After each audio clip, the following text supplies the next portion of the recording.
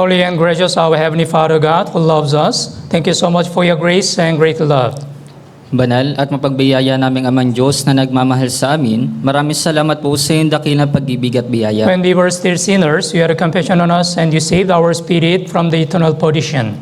Nung kami po ay mga makasalanan pa, ikaw po ay nahabag sa amin at iniligtas mo po yung aming espiritu mula po sa walang hanggang kapahamakan. Today, in this Lord's Day, we have gathered here, those who are sanctified with the blood of Jesus, in order to listen to your word and also in order to have a fellowship together. Ngayon po, na araw po ng Panginoon, kami po na mga pinabanal ng dugo ng Panginoong Hesus ay nagkatipon upang makapakinig po ng iyong salita at upang magkaroon po ng fellowship na magkakasama. Whenever we gather together, let us get the spiritual strength through the word of God and through the fellowship. Sa tuwing kami po ay nagkakatipon, makakuha nawa po kami ng espiritual na kalakasan sa pamamagitan po ng salita ng Diyos at ng fellowship. We believe our Lord is always with us and working in us. Kami po ay naniniwala na ang Panginoon po ay palagi po namin kasama at gumagawa po sa amin. As a born-again Christian, let us do not forget what is the real purpose of our life. Bilang mga born-again Christian, huwag nawa po naming malimutan kung ano po yung tunay na layunin po ng aming mga buhay. Let us do our best to glorify the name of God through our Christian life. Gawin nawa po namin yung aming makakaya na maliwalhati po yung Diyos sa pamamagitan po ng aming buhay Kristyano. We are praying for the Lobo Batangas Bible Seminar from tomorrow until this Friday. Kami po ay nananalangin para po sa Lobo Batangas Bible Seminar mula po bukas hanggang sa Biyernes. We pray main law source will listen to the Word of God and we realize what's the real salvation through the Bible Seminar. Kami po ay nananalangin na marami pong ligaw na kaluluwa ang makapakinig po ng Bible Seminar at makaunawa po kung ano po yung tunay na kaligtasan sa Bible Seminar. Today also, from the beginning of this Lord's Day sermon until the end, the Holy Spirit is with us and guide us. Magkasimula po hanggang sa matapos ang Lord's Day sermon po na ito, ang banal na Espiritu nawa ang tumulong at gumabay po sa amin. We know there are some brothers and sisters who are not able to join this Lord's Day sermon. Alam po namin na mayroon po kami mga brothers and sisters na hindi po nakadadong ngayon sa Lord's Day sermon. If they have any difficulties or if they have any sickness, please give them the strength through the Word of God so that they can overcome all the trials in their lives. Kung meron man po sila mga kahirapan o mga sakit sa kanilang buhay, pakusap, palakasin niyo po sila sa pamamagitan ng iyong salita upang mapagtagumpayan po nila ito sa kanilang mga buhay. From the beginning of this Lord's Day sermon until the end, the Holy Spirit is with us and guide us. Magpasimula po hanggang sa matapos ang Lord's Day sermon po na ito, ang banal na Espiritu nawa ang tumulong at gumabay po sa amin. In the name of our Lord Jesus Christ, we pray. Ito po yung aming dinadalangin sa pangalan po ng Panginoong Jesucristo. Amen. Amen. Okay, let's open our Bible. Unang Thessalonica chapter 1, Buksan po natin. chapter 5, Buksan po natin sa Biblia, sa unang Thessalonica sa chapter 5. from verse 16 to verse 18. Simula po verse 16 hanggang 18. Unang Thessalonica chapter 5. First Thessalonians chapter 5 from verse 16 to verse 18. Unang Thessalonica sa chapter 5, simula po verse 16 hanggang 18.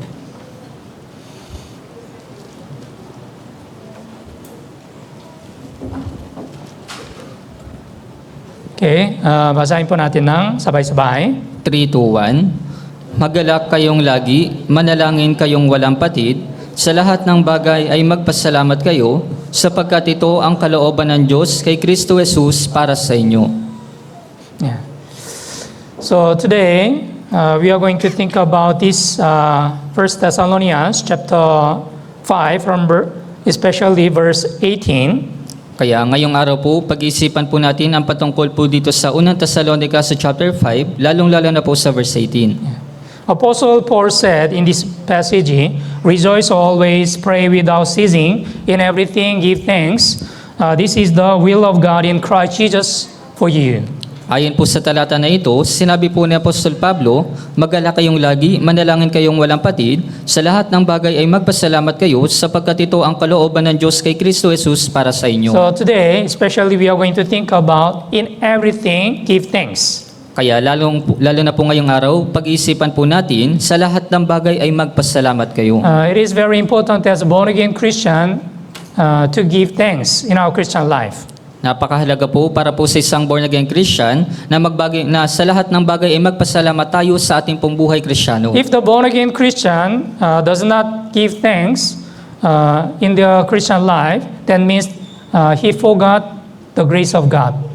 Kaya kapag yung isang born again Christian po ay hindi po nagpapasalamat, ibig sabihin nalimutan niya po yung biyaya ng Diyos. Those who remember the grace of God, they will give thanks through their Christian life. Sa mga nakakaalala ng biyaya po ng Diyos, sila po ay magpapasalamat sa Diyos sa kanila pong buhay Kristiyano. Because when we get the salvation, we were saved by the grace of God. Dahil nung natanggap po natin yung kaligtasan, tayo po ay naligtas sa biyaya po ng And as Diyos. a born-again Christian, we wanted to render this grace to the Lord through our Christian life. At bilang isang born again Christian, nais po natin suklian ito pong biyaya ng Panginoon sa ating buhay Kristiyano. But as you know well, the unbelievers cannot give thanks truly through their lives. Ngunit gaya po ng nalalaman ninyo, yung mga hindi mananampalataya ay hindi po tunay na makapagpapasalamat sa kanilang buhay. If you read the Bible, the Romans chapter 1, the Bible is mentioning about sin, and among the sins, although they knew God, they did not glorify Him as God, nor were thankful, but became futile in their thoughts, and their foolish hearts were darkened. Kaya ayon po dun sa Roma chapter 1, binanggit po doon patungkol sa kasalanan at sinabi po na sapagkat kahit kilala nila ang Diyos, siya hindi nila nilawalhati bilang Diyos ni pinasalamatan man. Yes, unbelievers, they will not glorify the name of God through their lives. Opo, yung mga hindi mananampalataya, hindi po nila luluwalhatiin yung Diyos sa kanilang mga buhay. Nor were thankful. They do not know how to give thanks to the Lord. Ni pasasalamatan man, hindi po nila alam kung paano po magpasalamat sa Panginoon. So as the Bible says, although you know God, you knew God who is, but if you don't give thanks to God, that's the sin. Kaya gaya po na sinasabi ng Biblia, kahit nakilala mo yung Diyos, ngunit hindi ka nagpapasalamat sa Diyos, iyon po ay kasalanan. Yeah, in our age, many people, they do not know how to give thanks to God. Sa panahon po natin ngayon, marami po mga tao hindi po sila nagpapasalamat sa Diyos. Let's open our Bible. Ikalawang Timoteo, 2 Timothy chapter 3. Buksan po natin sa ikalawang Timoteo sa chapter 3.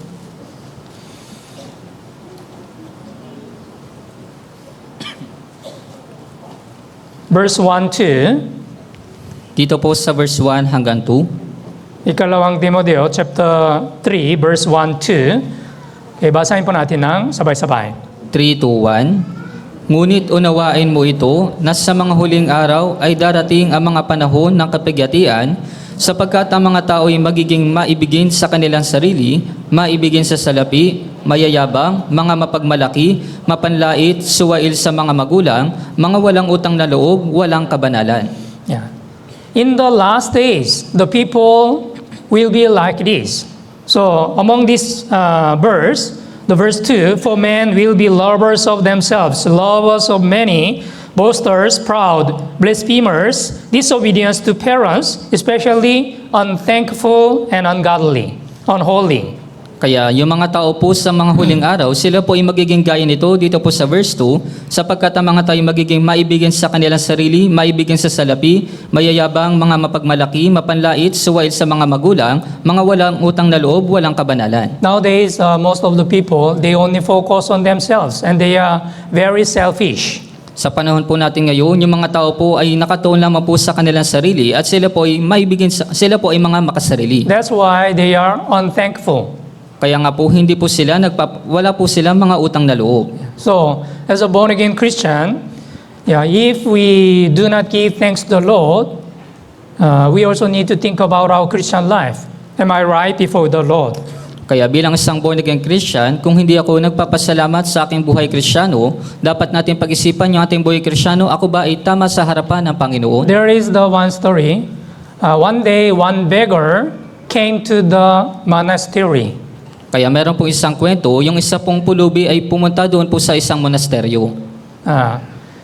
But the monastery, there was the condition. You can only say the one word while you are receiving the training. You can say once a month, only once a month. Kaya meron pong kondisyon doon sa monasteryo, meron ka lamang pong isang salitang masasabi sa loob po ng isang buwan. So while you are staying in this place, you need to meditate. Kaya habang nananatili ka sa lugar na ito, kinakailangan mo pong magbulay-bulay. So first, the 1 month later, this beggar, after he stayed the monastery, he said, the food is not delicious. Kaya pagkatapos po ng isang buwan, sinabi po ng pulubi doon po sa loob ng monasteryo, ang pagkain ay hindi masarap. Yeah. Because he only focused on the physical conditions. Dahil nakatuon lamang po siya doon po sa physical na kondisyon. And another 1 month later, there was the chance to say the one more time, but this beggar said again, the bed is not comfortable. Kaya lumipas pa po ulit yung isang buwan at nagmuli po nagsalita yung pulubi, sinabi po niya ang higaan ay hindi komportable. Yeah, although the monastery allows him to stay there because he was the beggar. There was no place and then there was no any food. But he was able to get the food and also he was able to stay in the monastery. But always he is complaining. Kaya kahit na yung monastery po ay pinahintulutan po siya na manatili doon dahil wala po siyang lugar na mapanatilihan at makain, ngunit siya po ay nagrereklamo. So 3 months later, yeah, he came to have another chance to say, do you know what did he say? Kaya pagkatapos po ng 3 buwan, meron po ulit siyang sinabi. Alam niyo po ba kung ano po yung kanyang sinabi? Yeah, he said, I cannot stay here anymore. Sinabi po niya, hindi na ako makakatagal pa dito. Yeah, so he left the monastery. Kaya Although there was the chance to stay, but he was not able to enjoy it. Kaya umalis po siya doon sa monasteryo, kahit na meron pong pagkakataon upang makapanatili, hindi niya po ito nagawang tiisin. While we are having a Christian life, it is also same. If we only focus on the physical things and then material things, maybe you may complain rather than give thanks to God. Parehas din naman po sa ating mga buhay Kristiyano, kung tayo po ay nakatuon sa ating pisikal at material na mga buhay, maaaring hindi po tayo magpasalamat sa Diyos at magreklamo po sa Diyos. Why Bible says, 1 Thessalonians chapter 5 verse 18, in everything give thanks. This is the will of God, in Jesus Christ. Kaya bakit po ba sinasabi ng Biblia sa 1 Thessalonica sa chapter 5 na sa lahat ng bagay ay magpasalamat kayo sapagkat ito ang kalooban ng Diyos kay Kristo Jesus para sa inyo. Truly born again Christian, will give thanks to God always. Yung tunay na born again Christian po ay palaging magpapasalamat sa Diyos palagi. Other unbelievers, their thanks, it is the conditional. If everything is going well and everything is fine, they can give thanks to God. But when they face some problems or difficulties, they will complain rather than giving thanks. Kaya yung mga hindi mananampalataya, hindi po sila natututong magpasalamat sa Diyos. Kaya kapag hindi po maayos ang sitwasyon, hindi po sila nagpapasalamat. According to the Awit 118 verse 21, ako'y magpapasalamat sa iyo sapagkat sinagon mo ako at ikaw ay naging kalikasan ko. Kaya yun po sa Awit 118 sa verse 21, ako'y magpapasalamat sa iyo sapagkat sinagot mo ako at ikaw ay naging kaligtasan ko. Those who remember how he was saved by the grace of God, he will give thanks to God through his Christian life. Kaya doon sa mga nakakaalala ng biyaya po ng Diyos, sila po ay magpapasalamat sa kanila pong buhay Kristiyano. As you know well, in the days of Noah, according to the Genesis chapter 6, this world was destroyed by the water judgment. Gaya po ng nalalaman ninyo, sa panahon po ni Noe, ayon po sa Genesis chapter 6, ito pong mundo ay pinahinakuman po sa pamamagitan ng tubig. Outside of the ark, all the people, they were destroyed by the water judgment. Lahat po ng mga taong nasa labas ng daong, lahat po ng mga tao ay winasak sa pamamagitan po ng paghuhukom sa tubig. But the family of the Noah, 8 family members, they entered Noah's ark and then they were saved by the grace of God. Ngunit ang walong pamilya po ni Noe, sila po ay pumasok doon po sa daong at sila po ay naligtas doon po sa daong. Can you imagine what the Noah's family, how they were staying in the ark, inside of the ark? Kaya naisip niyo po ba kung paano po yung mga miyembro po ni Noe, sila po ay nananatili doon po sa loob ng daong? What the Noah's family would say in the ark? Kaya ano po bang sasabihin ng mga miyembro ni Noe doon po sa loob ng daong? I don't think they were complaining inside of the ark. Sa tingin ko po, hindi po sila nagrereklamo doon po sa loob ng daong. They would give thanks to God Sila po ay nagpapasalamat sa Diyos. because they were saved from the water judgment. Dahil sila po ay naligtas mula po doon sa paghukom sa tubig. If they were stay outside of the ark, they would be destroyed by the water judgment. Kung sila po ay nanatili doon po sa labas ng daong, sila po ay mawawasak sa pamamagitan ng paghukom sa But tubig. by the grace of God, they were saved. And then, while they were staying in the ark, they praised the Lord and they gave thanks to the Lord. Ngunit sa biyaya po ng Diyos, sila po ay naligtas at sila po ay nanatili doon po sa loob ng daong at pinuri po nila yung Panginoon at nagpasalamat po sa Diyos. So, as a born-again Christian, if we really remember the grace of God, how we get the salvation, also we will give thanks to the Lord. Kaya bilang isang born-again Christian, kung naalala natin yung biyaya ng Diyos, kung paano tayo natanggap natin yung kaligtasan, tayo po ay magpapasalamat sa Panginoon. Okay, let's open our Bible with 136. Buksan po natin sa awit 136.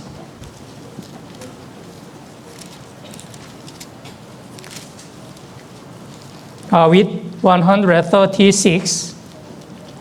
Sa awit 136.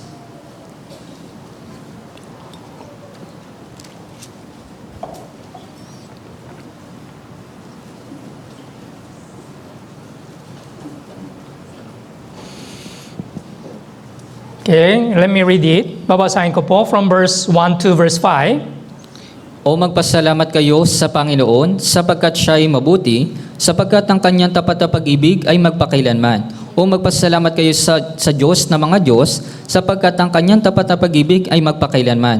Ang Panginoon ng mga Panginoon ay inyong pasalamatan, sapagkat ang kanyang tapat na pag-ibig ay magpakailanman. Siya na tanging gumagawa ng mga dakilang kababalaghan, sapagkat ang kanyang tapat na pag-ibig ay magpakailanman. Siya na sa pamamagitan ng unawa ay ginawa ang kalangitan, sapagkat ang kanyang tapat na pag-ibig ay magpakailanman. In this verse, give thanks. Oh, give thanks to God. Oh, give thanks to God. It is repeated so many times from the verse 1 until the verse 26, up to the last verse. Kaya sa talata po na ito, sinabi po, o magpasalamat kayo sa Panginoon, kaya paulit-ulit po itong binanggit mula po verse 1 hanggang 26. So, this Psalms 136 is well known as the Psalms of the thanks. Kaya ito pong mga awit na ito po ay kilala bilang awit ng pagpapasalamat. Who can give thanks to God like this? Kaya sino ba yung kayang magpasalamat sa Diyos na gaya po nito? Yeah, as I said, other unbelievers, those who belongs to this world, their thanks is the conditional. Kaya gaya po ng aking sinabi, yung mga hindi mananampalataya na kabilang po dito sa mundo, yung kanilang pasasalamat ay may kondisyon. But our born-again Christian, we were saved by the grace of God. That's why, whether we are in the good situation or bad situation, any situation, we can give thanks. As the Bible says, in everything, give thanks. Ngunit tayo po mga born-again Christian, tayo po ay naligtas sa biyaya po ng Diyos, kaya sa kahit na mabuti man o masama yung sitwasyon, gaya po na sinasabi ng Biblia, sa lahat ng mga bagay ay magpasalamat kayo. As a born-again Christian, we need to examine our Christian life. How much we give thanks to God through our Christian life. Kaya bilang isang born-again Christian, kailangan po natin suriin yung ating mga buhay Kristiyano kung gaano ako nagpapasalamat sa Diyos sa aking buhay Kristiyano. As a born-again Christian, if you focus on the material things or physical things in this world, you cannot give thanks to the Lord. Instead, you will complain. Kaya bilang isang born-again Christian, kung ikaw po ay nakatuon lamang sa material at physical po ng mga bagay, hindi ka po makapagpapasalamat sa Diyos, sa halip ikaw po ay magrereklamo. Is there anything which is much more important than our salvation? Kaya meron po bang anumang bagay na mas mahalaga kaysa po sa ating kaligtasan? Yeah, there is nothing which is much more important than our salvation. Kaya wala pong anumang bagay yung mas mahalaga kaysa po sa ating kaligtasan. So, if we remember the importance of our salvation and then how we are saved, yeah, we can give thanks to the Lord in any situation. Kaya kung inaalala po natin yung kahalagahan po ng ating kaligtasan at kung paano po tayo naligtas, tayo po ay magpapasalamat sa kahit na anumang So sitwasyon. as a born-again Christian, while you are having a Christian life, if you have any difficulties or problem, so if you say if you are complaining or if you say some bad things instead of the thanks, I would recommend to read this Bible. With 136. So please meditate how should we give thanks to the Lord. Kaya bilang isang born-again Christian, kung ikaw po ay nakakaranas ng kahirapan sa iyong buhay Kristiyano at ikaw po ay nagrereklamo, kaya inirerekomenda ko po sa inyo na basahin po ninyo ito pong mga awit 136 na magpasalamat kayo sa Panginoon. How to give thanks as a born-again Christian? Kaya paano ba dapat tayong magpasalamat bilang isang born-again Christian? We should remember our time is limited. God allowed us another chance this year, 2025. This is the new opportunity given by the Lord. Kaya dapat po nating tandaan na ang ating pong oras ay limitado lamang. Ang Panginoon po ay nagbigay ng pinabagong taon na 2025. Ito po ay napakagandang pagkakataon para sa Panginoon. I believe many of brothers and sisters, they already made the New Year's resolution through the New Year retreat. Ako po ay naniniwala na marami pong brothers and sisters ay gumawa po ng kanilang New Year's resolution sa nakaraang New Year retreat. So, as you made the New Year's resolution, please do your best to accomplish the will of God through your Christian life. Kaya gaya po ng iyong ginawang New Year's resolution, pakusap, gawin mo po yung iyong makakaya na matupad po yung kalooban ng Diyos sa iyong buhay Kristiyano. We should not forget the grace of God through our Christian life. Hindi po dapat natin kalimutan yung biyaya po ng Diyos sa ating mga buhay Kristiyano. If you read Luke chapter 17, there is the story of the 10 lepers who were cleansed by the Jesus. Kaya kung titingnan po ninyo sa Lucas chapter 17, naroon po yung kwento ng 10 ketongin na pinagaling po ni Jesus. 10 lepers, they were all cleansed together. Kaya yung 10 ketongin po, sila po ay nalinis ng But magkakasama. Bible says only one leper returned to the Lord and gave thanks to Him. Ngunit sinasabi po ng Biblia na isa lamang po yung bumalik sa Panginoon at siya po ay At the nagpasalamat. time, Jesus asked, were there not 10 cleansed, but where are the 9? Kaya ng mga oras po na yun, sinabi po ni Jesus, hindi ba 10 ang nalinis? Nasaan ang siyam? Nasaan ang siyam? Where are the 9? All the 10 lepers, they were cleansed altogether by the grace of Jesus. But only one leper returned to the Lord and gave thanks to Him. Kaya 10 ketongin po, sila po ay nalinis na magkakasama sa biyaya po ni Jesus, ngunit isa lamang po yung ketongin na bumalik po sa Kanya. As a born-again Christian, we also need to check our Christian life. How we are living as a born-again Christian. Kaya bilang isang born-again Christian, kailangan din po natin suriin yung ating buhay Kristiyano, paano ba ko nabubuhay sa dito sa mundo. Whether we are really thankful to the grace of the Lord or not. Kung ako ba ay nagpapasalamat sa biyaya ng Panginoon o hindi. We remember this verse very well with 116 verse 12. What shall I render to the Lord for all His benefits toward me? Kaya alam po natin yung talata po na ito sa awit 116 sa verse 12, ano ang aking isusukli sa Panginoon sa lahat niyang kabutihan sa akin. If there was not the grace of God, we were not able to be saved. And if we are not saved by the grace of God, we were supposed to go to the eternal hell. Kung wala po yung biyaya ng Diyos, hindi po tayo maliligtas. At kung wala po yung biyaya ng Diyos, tayo po ay nararapat na mapunta sa impyerno. We should not forget this. Hindi po dapat natin ito kalimutan.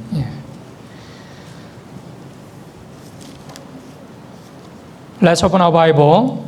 2 Samuel chapter 22, Buksan po natin sa ikalawang Samuel sa chapter 22.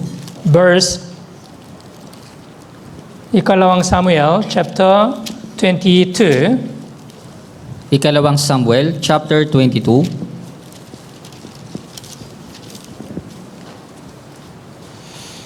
Verse 50. Dito po sa verse 50. Here, therefore I will give thanks to you, O Lord, among the Gentiles. You sing the praises to your name. Dahil dito'y pupurihin kita, O Panginoon, sa gitna ng mga bansa, at aawitan ko ang iyong pangalan na mga pagdakila.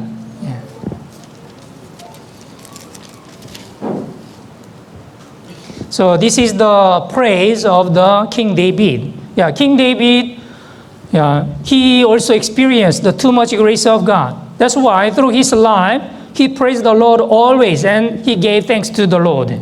Kaya ito po yung awit ng pagpupuri ni Haring David. Si Haring David, naranasan niya po yung labis na biyaya po ng Diyos, kaya siya po ay nagpapasalamat sa kanya pong buhay. Yeah, he remembered the grace of the salvation. That's why he was able to praise the Lord through his life. Kaya naalala po niya yung biyaya po ng Panginoon, kaya nagawa niya pong magpasalamat at magpuri po sa Panginoon sa kanyang buhay. Verse 51, he is the tower of salvation to his king, and shows mercy to his anointed, to David and his descendant forevermore. Kaya sinasabi po, dakilang pagtatagumpay ang sa kanya'y hari ibinibigay at nagpapakita ng tapat na pag-ibig sa kanyang hinirang kay David at sa kanyang binhi magpakailanman. Okay, unang Chronicle, chapter 16 also, unang Chronicle, First Chronicles, chapter 16. Sa unang kronika, dito po sa chapter 16,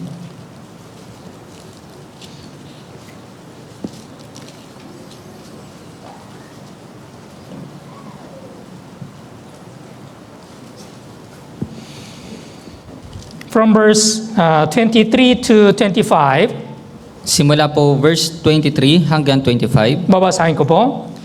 Kayo'y magsiawit sa Panginoon buong lupa, ihayag ninyo ang kanyang pagliligtas sa araw-araw, ipahayag ninyo ang kanyang kaliwalhatian sa gitna ng mga bansa, ang kanyang mga kamanghamanghang gawa sa gitna ng lahat ng mga bayan, sapagkat dakila ang Panginoon at karapat-dapat purihin, siya'y marapat na katakutan ng higit sa lahat ng Diyos. Yes, this is also King David's praise of the thanksgiving to the God.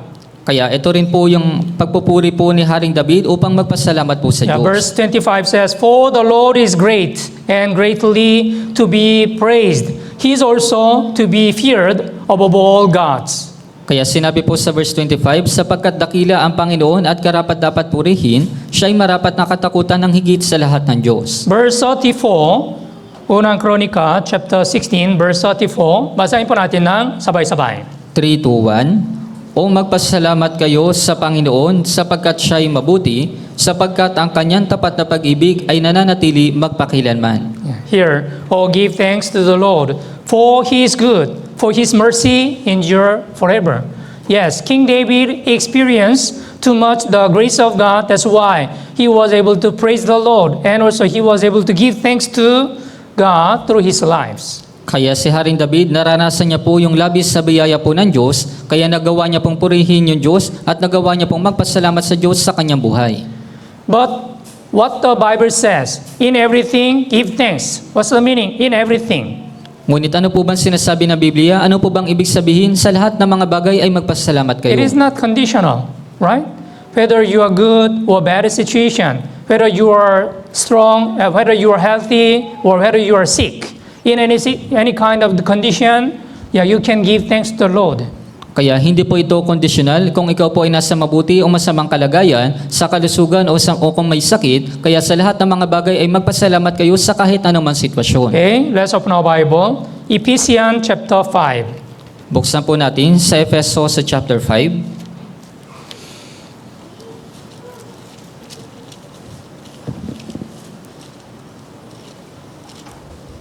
Verse 20. Dito po sa verse 20. Ephesians chapter 5, verse 20.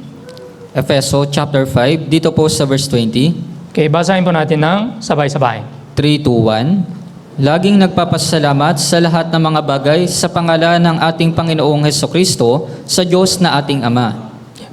Giving thanks always for all things to God, the Father, in the name of our Lord Jesus Christ. Here also, giving thanks always. Huh? Magpapasalamat sa lagi. Yeah. For all things. All things. Kaya dito po sinabi, laging nagpapasalamat sa lahat ng mga bagay. Yeah. So, truly born-again Christian, yeah, we can give thanks in everything, and also we can give thanks to the Lord always. Kaya ang mga tunay na born-again Christian, tayo po ay magpapasalamat sa Diyos sa lahat ng mga bagay at magpapasalamat po tayo palagi sa Panginoon. Yeah. those who really knows the things through their life will be changed. Kaya doon sa mga nakakaalam kung paano po magpasalamat, yung kanila pong buhay ay nababago. Okay, let's open our Bible. Awit 50, verse 23. Buksan po natin sa awit 50 sa verse 23.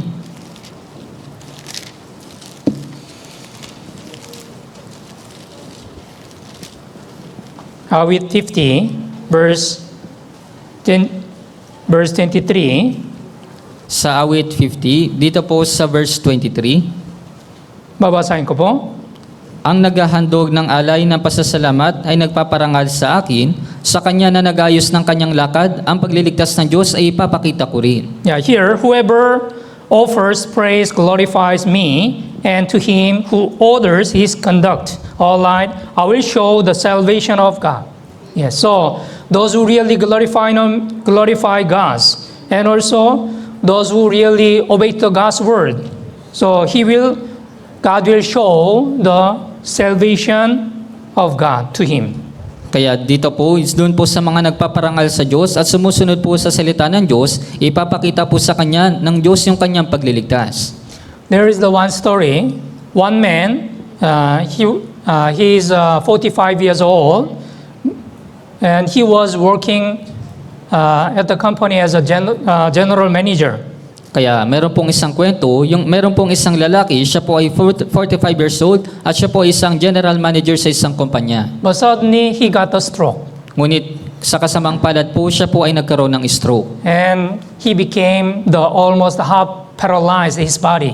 At sa halos sa kalahati po ng kanyang katawan ay naging paralisado. From that time, he was not able to move properly, and also his saying was not normal. Kaya mula po ng mga oras na yun, hindi na po siya makakilos na maayos at yung kanya pong pagsasalita ay hindi na po normal. That's why he started to complain everything. Although his wife is taking care of him, but he is saying the bad things and then complaining always. Kaya kahit na inaalaga na po siya ng kanyang asawa, ngunit palagi po siya nagsasalita ng masasamang bagay ay palagi po nagrereklamo. Yeah. I think the wives who is taking care of her husband who has a stroke, they knows how much is it difficult to take care of the paralyzed person. Kaya sa tingin ko po, doon po sa asawang babae na nag-aalaga po ng kanyang asawa na mayroong stroke, alam po niya kung gaano kahirap na magkaroon po ng stroke. Yeah, this man also, before he got the stroke, he was able to do what he want, everything. Kaya maging yung lalaki po na ito, bago po siya magkaroon ng stroke, magagawa niya po yung lahat ng kanyang gustong gawin. But he was confined in the hospital, and then because of the half paralyzed his body, he was not able to move freely. Ngunit siya po ay na-hospital at hindi na po siya makakilos ng malaya. That's why he is complaining everything. Kaya nga po palagi po siya nagrereklamo sa lahat ng mga bagay. And one day, one of his friends visited the hospital, and then he knew his friend was changed a lot because of so many complaints.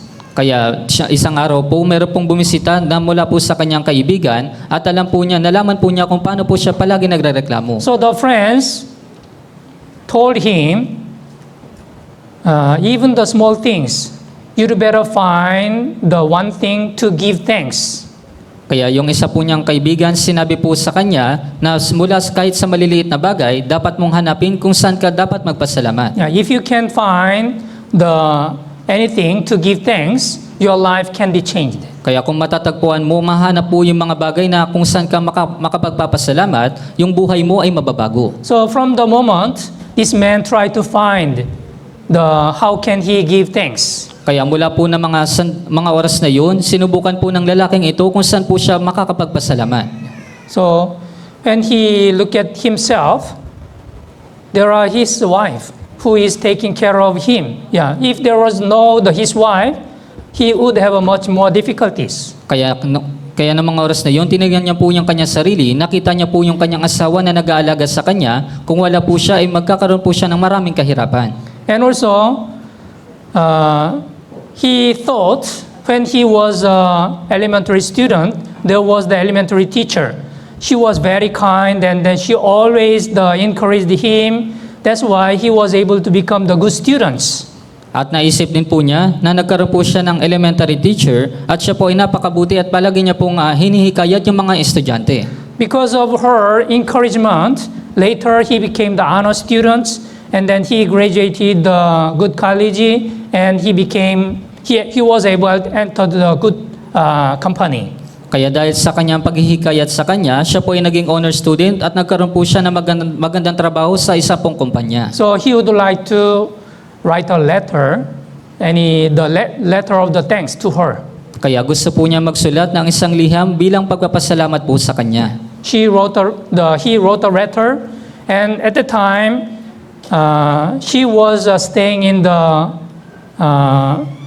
nursing house for the elderly people.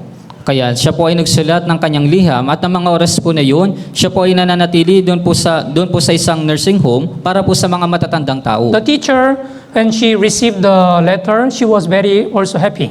Kaya yung teacher po, siya po ay napakasaya nung natanggap niya po yung liham. And she also write a letter. And then when the person who became the paralyzed, when he received the letter, he was also very happy. Kaya nagsulat din po siya ito at ipinadala po ito doon po sa lalaki at yung lalaki po na paralisado nung nakita niya po yung sulat, siya rin po ay napakasaya. Yeah. Through the encouragement of her teacher, also he was able to get the strength. Kaya sa pamamagitan po ng paghihikayat ng kanyang teacher, nagkaroon din po siya ng kalakasan. So he started to the exercise again for his recovery. Kaya nagkaroon po siya ng kanyang exercise para po sa kanyang recovery. Yeah.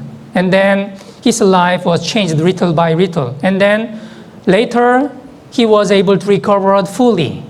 At pagkatapos po, paunti-unti po siyang nare-recover at sa huli, siya po ay talagang na-recover na. Yeah, he returned the company, and then later he became the vice president, and finally he became the CEO, president in the company. Kalaunan, siya po ay nakabalik sa kanyang kumpanya at siya po ay naging vice president at kalaunan siya po ay naging CEO. Yeah, think about this kind of life. The paralyzed person, if he always he was complaining about his condition and situation, and if he did nothing happened to him.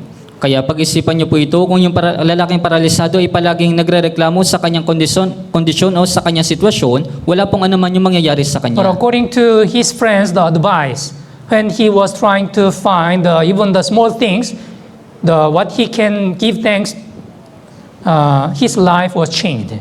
Ngunit ayon din sa payo ng kanyang kaibigan, nahanapin niya yung maliliit na bagay kung saan siya pwedeng magpasalamat na bago po yung kanyang buhay. Our born-again Christian is also same.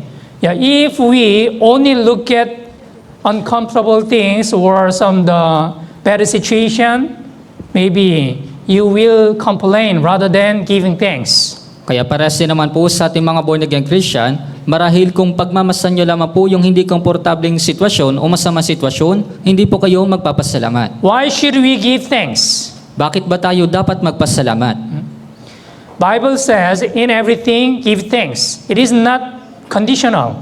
Kaya sinasabi po ng Biblia, sa lahat ng mga bagay ay magpasalamat kayo, hindi po ito kondisyonal. Truly born-again Christian, we will say thanks rather than the complaining. Ang mga tunay na born-again Christian, tayo po ay magpapasalamat sa halip sa ating pong sitwasyon. Yeah, Ephesians chapter 2 verse 8, for by grace you have been saved through faith. Sinabi po sa Efesos sa chapter 2 sa verse 8, sapagkat sa biyaya kayo'y naligtas sa pamamagitan ng pananampalataya. Yeah, we should give thanks to the Lord because we were saved by the grace of God. Dapat po tayo magpasalamat sa Panginoon dahil tayo po ay naligtas sa biyaya ng Diyos. Yeah, so if we remember the grace of the salvation, yes, we can give thanks to the Lord. Kaya kung aalalahanin po natin yung biyaya po ng kaligtasan, syempre po tayo po ay magpapasalamat sa Panginoon. Okay, let's open our Bible. Romans chapter 6. Buksan po natin sa Romans sa chapter 6. Romans chapter 6. Sa Romans sa chapter 6.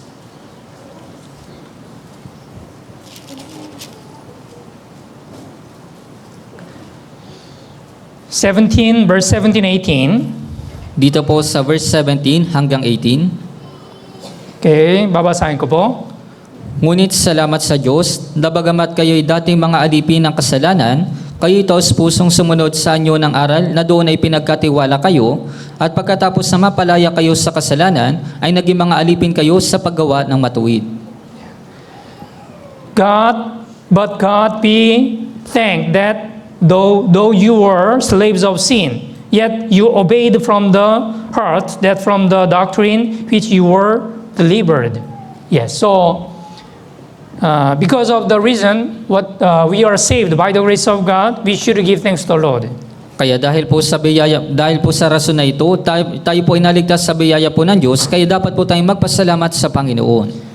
Israelite, as you know well, they had a slavery life in Egypt for 400 years. Yung mga Israelita, gaya po ng nalalaman ninyo, sila po ay nagkaroon ng buhay na pagkalipin sa Ehipto sa loob po ng 400 taon. But by the grace of God, they were delivered from the slavery life by the grace of God. Ngunit sa biyaya po ng Diyos, sila po ay nailigtas ng Diyos dahil po sa biyaya po ng Diyos. If you read Exodus chapter 15, after they passed the Red Sea, after they experienced the Red Sea crossing, they praised the Lord and they gave thanks to the Lord. Kaya kung titignan po ninyo sa Exodus sa chapter 15, pagkatapos po nilang makatawid doon po sa dagat na pula, sila po ay nagpasalamat sa Panginoon. Okay, let's open the Bible, Exodus chapter 15. Buksan po natin sa Exodus chapter 15.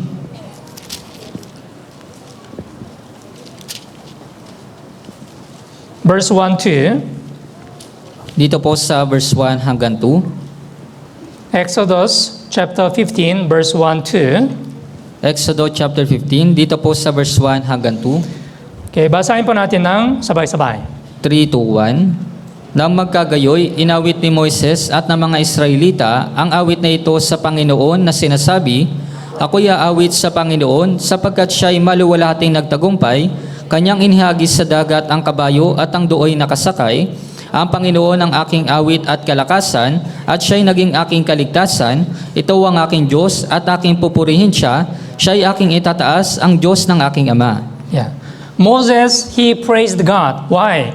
The Lord is my strength and the song, and he has become my salvation. He is my God, and I will praise him, my father's God, and I will exalt him. Kaya pinuri po ni Moises yung Diyos. Bakit po? Sinabi po sa verse 2, ang Panginoon ang aking awit at kalakasan, at siya'y naging aking kaligtasan. Yes. And also, as you know well, Israelite, they had a slavery life. They became the slave. They became the captivity by the Babylon for 70 years, as the prophet Jeremiah prophesied. At gaya po ng nalalaman ninyo, yung mga Israelita, sila po ay naging bihag doon po sa Babylonia sa loob po ng 70 taon, gaya po ng ipinopesiya po ni Propeta Jeremias. But after 70 years, they were able to return to Jerusalem. Ngunit pagkatapos po ng 70 taon, sila po ay nakabalik doon po sa Jerusalem. Yeah, when they were able to return to Jerusalem after 70 years Babylon exile, Israelite also, they praised God. Kaya pagkatapos po nilang makabalik doon po sa Jerusalem, pagkatapos po ng kanilang pagkabihag sa Babylonia, pinuri po nila yung Panginoon. Let's open our Bible, Awit 126. Buksan po natin sa Awit 126. Psalms 126. Awit 126. From verse 1 to 3. Simula po verse 1 hanggang 3. Awit 126 from verse 1 to 3. Babasahin ko po.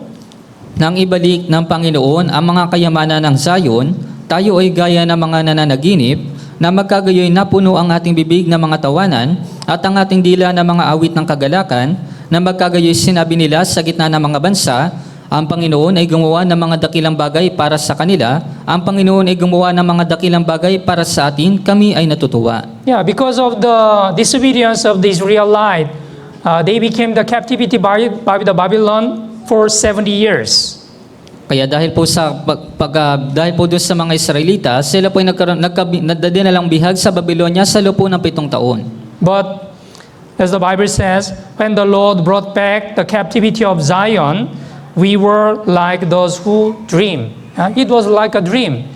They were so happy. That's why they rapped and then they praised God. Ngunit gaya po na sinasabi ng Biblia, nang ibalik ng Panginoon ng mga kayamanan ng Zion, tayo ay gaya ng mga nananaginip, kaya pinuri po nila yung Diyos. Yeah, the Lord has done great things for them. The Lord has done great things for us, and we are glad. Ang Panginoon ay gumawa ng mga dakilang bagay para sa kanila, ang Panginoon ay gumawa ng mga dakilang bagay para sa atin, kami ay natutuwa.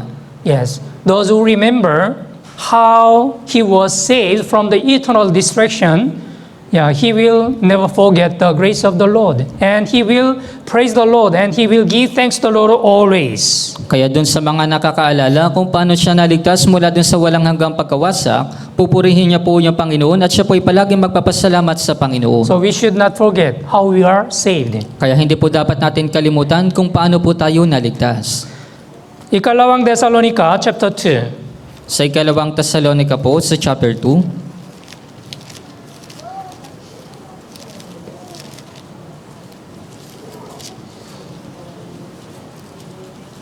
2 Thessalonians chapter 2 verse 13.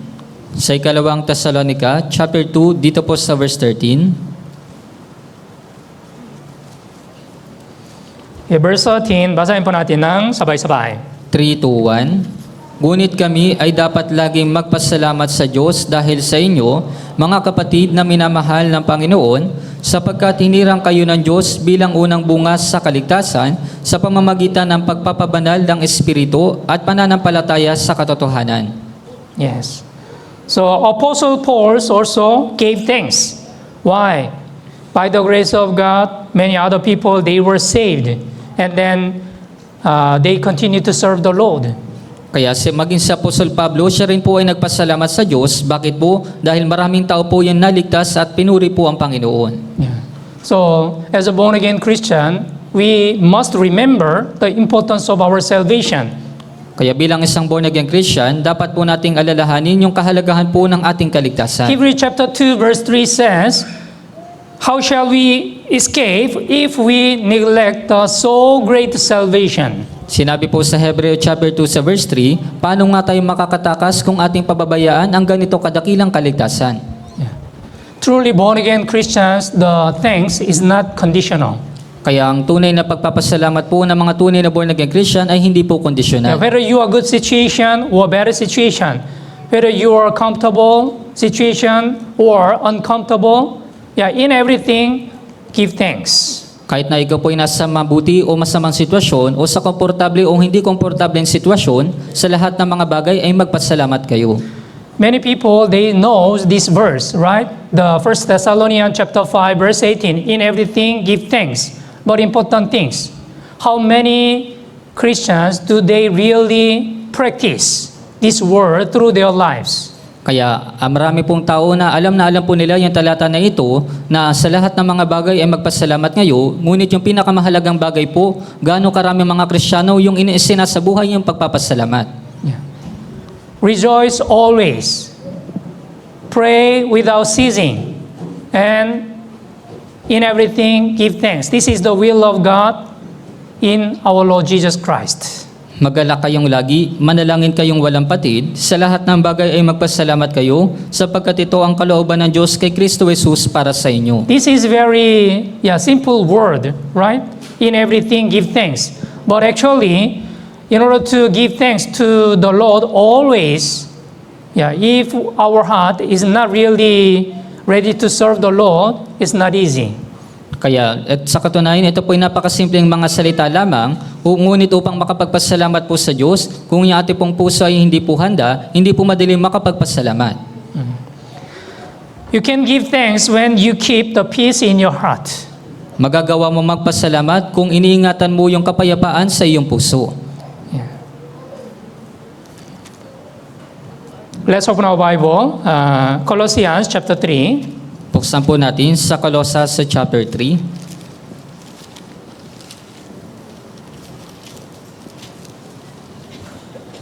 Verse 15. Dito po sa verse 15.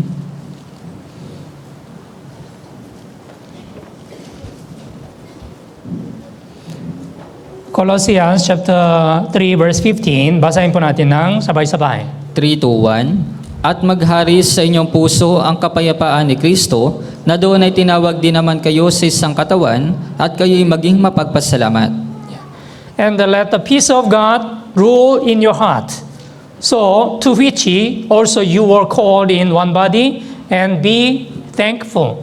Yes, we should be thankful. Kaya dapat po tayong maging mapagpasalamat. And in order to give thanks to God, what is necessary? Let the peace of God rule in your heart. Kaya upang makapagpasalamat po sa Diyos, ano po yung kinakailangan? At maghari sa inyong puso ang kapayapaan ni Kristo. We need to understand what is this peace.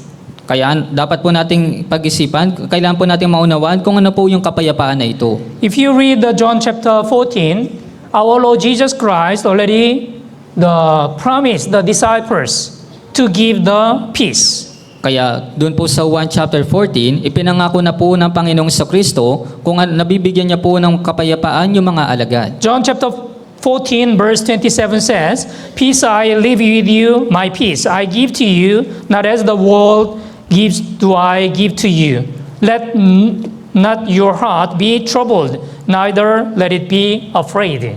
Kaya sinabi po sa 1 chapter 14, kapayapaan ang iniiwan ko sa inyo, ang aking kapayapaan ay binibigay ko sa inyo, hindi gaya ng ibinibigay ng sanlibutan ang ibinibigay ko sa inyo, huwag magbagabag ang inyong puso o matakot man. Yes, Bible says, the peace which we received from the Lord, it is really different from the peace from this world. Opo, gaya po na sinasabi ng Biblia na yung kapayapaan na ibinigay sa atin ng Panginoon ay iba po mula sa kapayapaan dito sa sanlibutan. Yes, this is the true peace when we get the salvation. Opo, ito po ay tunay na kapayapaan nung natanggap po natin ang kaligtasan. You may remember, if you read John chapter 20, there is the story. Jesus Christ, after He was crucified, on the third day, He was resurrected. Kaya marahil naalala po ninyo doon po sa 1 chapter 20, pagkatapos po na mamatay ni Jesus, siya po ay muling mabuhay pagkatapos po na 3 araw, at siya po ay muling nabuhay pagkatapos po na 3 araw. When the disciples gathered one place, Jesus appeared in front of them, and Jesus said, "Peace be with you." Na mga oras po na yun, siya po ay nagpakita sa kanyang mga alagad at kanya pong sinabi, kapayapaan ang sumainyo. Yeah, we need to think about why Jesus said this word first, "Peace be with you." Kaya kailangan po natin pag-isipan, bakit po ito yung unang sinabi ni Jesus, kapayapaan ang sumainyo. Before disciples, they were afraid of their deaths. Bago noon po, yung mga alagad po, sila po ay takot sa kanilang kamatayan. Yeah, most of the people in this world, they are afraid of the judgment and the sin. Kaya karamihan po sa mga tao dito po sa sanlibutan, sila po ay takot sa paghuhukom at kasalanan. As long as they have a sin, they have this fear, this kind of fear of the judgment. Hanggat mayroon po silang kasalanan, mayroon po silang ganitong pagkatakot sa paghuhukom. Yeah. But Jesus Christ, after He died on the cross, He finished everything. Jesus said, "It is finished." And then He appeared in front of the disciples, and then He said, "Peace be with you."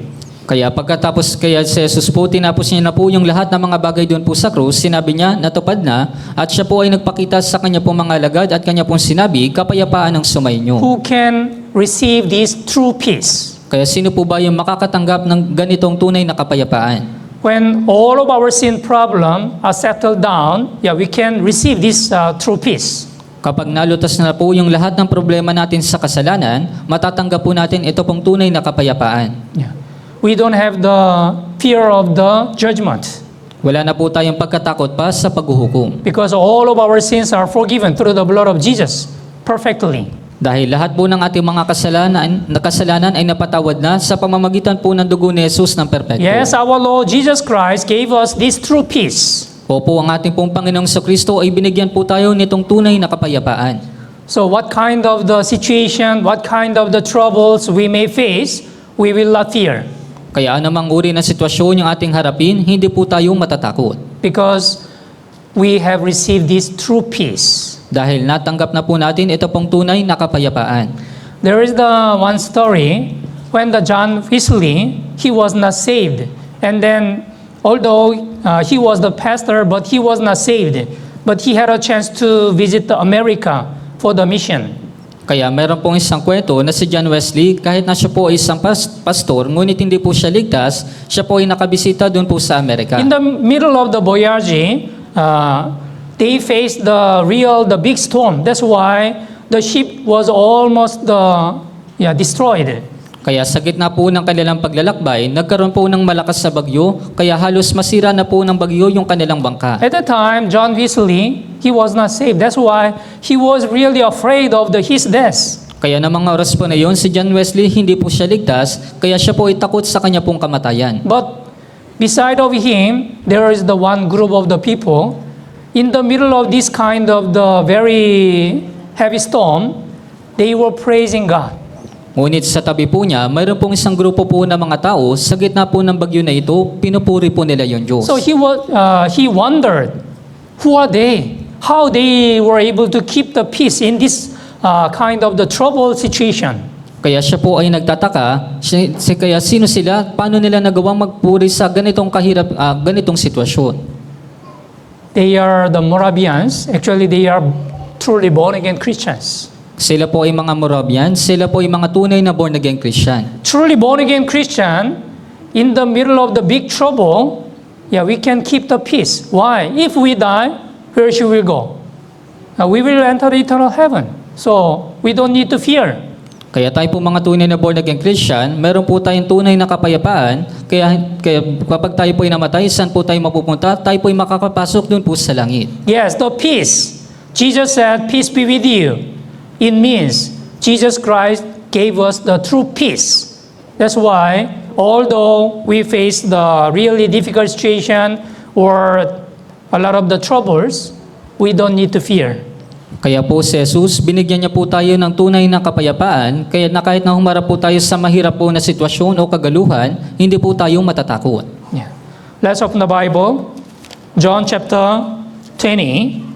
Buksan po natin sa Juan chapter 20.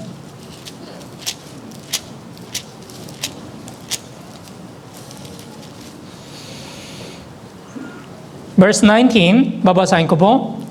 Nang magdadapit hapon na ng araw na iyon, na unang araw ng linggo, habang nakasara ang mga pinto sa kinaroroonan ng mga alagad dahil sa takot sa mga Hudyo, dumating si Jesus at tumayo sa gitna at sa kanila'y sinabi, kapayapaan ang sumainyo. Yeah. Peace be with you. And verse 21 also said, so Jesus said to them again, peace to you. As the Father has sent me, I also send you.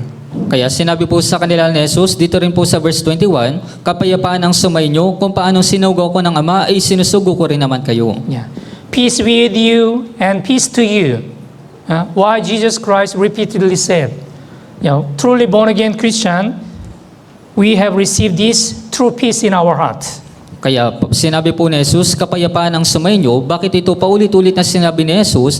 Tayo po mga tunay na born-again Christian, natanggap po natin ito pong tunay na kapayapaan sa ating mga puso. Yeah.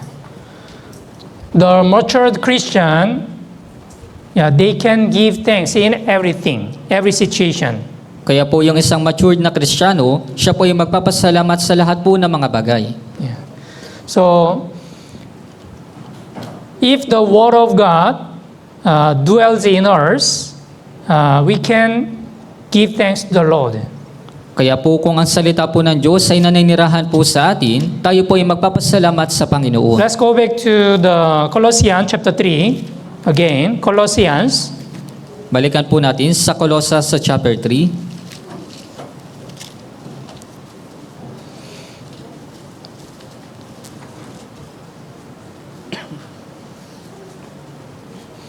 From verse 15 to 17. Simula po verse 15 hanggang 17. Colossians chapter 3 from verse 15 to 17. Basahin po natin ng sabay-sabay. 3:1. At maghari sa inyong puso ang kapayapaan ni Kristo, na doon ay tinawag din naman kayo sa isang katawan, at kayo'y maging mapagpasalamat, manirahan nawang sagana sa inyo ang salita ni Kristo, ayon sa lahat ng karunungan, magturo at magpaalalahanan kayo sa isa't isa sa pamamagitan ng mga salmo at ng mga himno, mga awiting espiritual na umaawit na may pasasalamat sa Diyos sa inyong mga puso, at anumang inyong ginagawa sa salita o sa gawa, gawin ninyong lahat sa pangalan ng Panginoong Hesus na nagpapasalamat kayo sa Diyos Ama sa pamamagitan niya. Yeah. Let the word of Christ dwells in you richly in all wisdom, teaching and admonishing one another in psalms and hymns and spiritual songs, singing with grace in your heart to the Lord. So when the word of God dwells in us richly, what will happen? We can praise the Lord and also we can give thanks to the Lord. Kaya kapag yung salita po ng Diyos ay nanirahan po na sagana sa atin, ano pong mangyayari? Pupurihin po natin ang Panginoon at magpapasalamat po tayo sa Panginoon. How truly born-again Christian, we can praise the Lord and we can give thanks to the Lord. Kaya paano ba tayong mga born-again Christian ay magpupuri sa Panginoon at makapagpapasalamat sa If you Panginoon? are not filled with the spiritual word of God, you cannot praise the Lord and also you cannot give thanks to the Lord. Kaya kung hindi ka po sagana sa spiritual po na salita po ng Diyos, hindi mo po magagawang purihin yung Panginoon at hindi mo po makapagpapasalamat ka sa Panginoon. Yeah, verse 17, and whatever you do in word or deed, do all in the name of the Lord Jesus, giving thanks to God the Father through Him. Dito po sa verse 17, at anumang inyong ginagawa sa salita o sa gawa, gawin ninyong lahat sa pangalan ng Panginoong Hesus na nagpapasalamat kayo sa Diyos Ama sa pamamagitan niya. Yeah, here also, whatever you do in word or deed, in everything you should give thanks to the Lord. Kaya maging dito po sa salita o sa gawa, sa lahat ng mga bagay ay magpasalamat kayo sa Panginoon. Yeah. So when we are really thankful to God, we can also praise the Lord. Kaya kung talagang tayo po ay mapagpasalamat sa ating Diyos, magagawa din po natin purihin ang Panginoon. Yeah. Ephesians chapter 5 verse 19. Sa Efeso po, sa chapter 5, sa verse 19,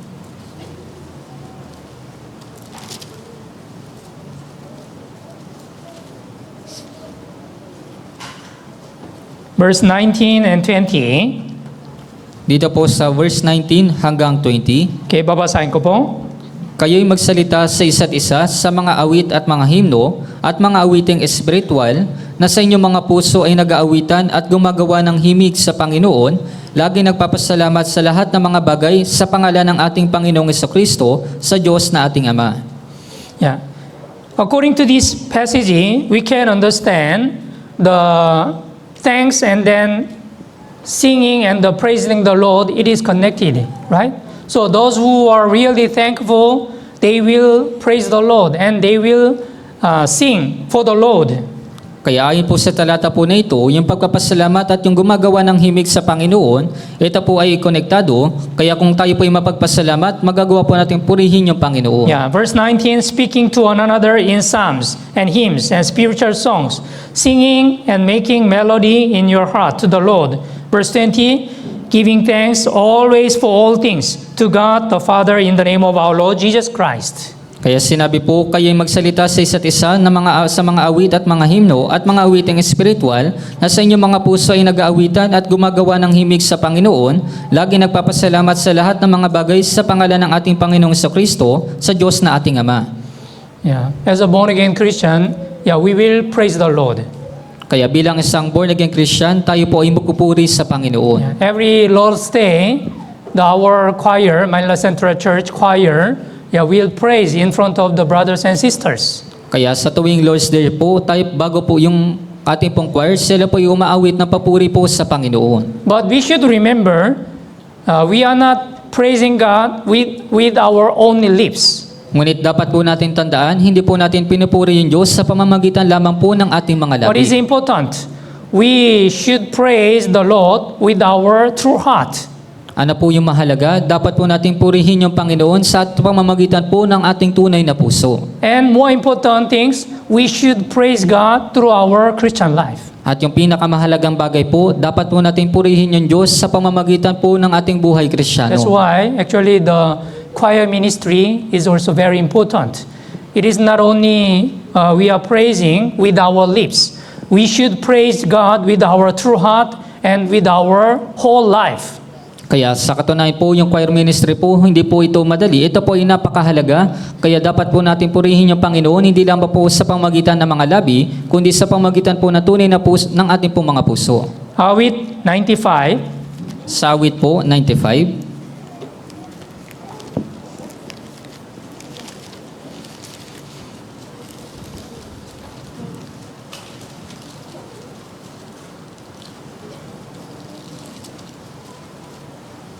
verse 1 to, Dito po sa verse 1 hanggang 2, okay, basahin po natin ng sabay-sabay. 3, 2, 1. O hali kayo, tayo umawit sa Panginoon, tayo sumigaw na may kagalakan sa malaking bato ng ating kaligtasan. Lumapit tayo sa kanyang harapan na may pagpapasalamat, tayo sumigaw na may kagalakan sa kanya na mga awit ng pagpupuri. Yeah, here verse 2, let us come before His presence with thanksgiving. Let us shout joyfully to Him with psalms. Yeah, we should give thanks to the Lord and we should praise the Lord. Kaya dapat po tayong magpasalamat sa Panginoon, dapat po nating purihin po yung Panginoon. Okay, so today, according to the 1 Thessalonians chapter 5, verse 18, in everything give thanks, for this is the will of God in Christ Jesus for you.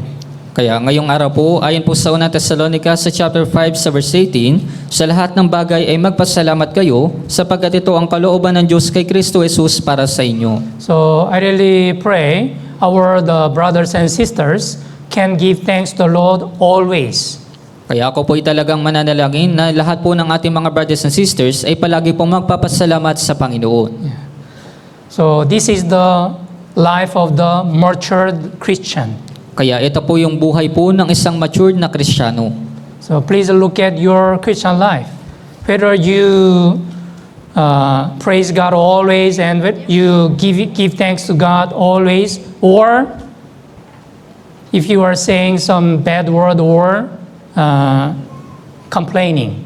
Kaya sa inyo po mga buhay Kristiyano, pag-usap, suriin niyo po yung inyong mga sarili kung palagi niyo bang pinupuri at pinasasalamatan niyo Panginoon o palaging nagrereklamo at nagsasalita ng masasamang bagay. Yeah, as the Bible says, as a truly born-again Christian, in everything, give thanks. Yeah, we should give thanks to the Lord. Kaya gaya po na sinasabi ng Biblia, sa lahat ng bagay ay magpasalamat kayo o po dapat po tayong magpasalamat sa Panginoon. And we should use our lips to praise God. At dapat po natin gamitin yung ating mga labi upang purihin po yung Diyos. Okay, let's pray. Tayo pong lahat po ay manalangin.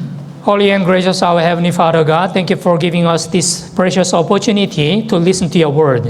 Banal at mahabagin naming Amang Diyos, maraming salamat po sa pagbibigay po sa amin na mahalagang pagkakataon upang makapakinig po ng iyong salita. As the Bible says, 1 Thessalonica chapter 5 verse 18, in everything give thanks. Let us praise the Lord and also let us give thanks to the Lord through our Christian life. Gaya po na sinasabi ng Biblia, sa lahat ng bagay ay magpasalamat kayo. Nawang magpasalamat po kami sa Panginoon at purihin po namin yung Panginoon sa pamamagitan po ng aming buhay Kristiyano. We know our Christian life, it is not only the knowledge.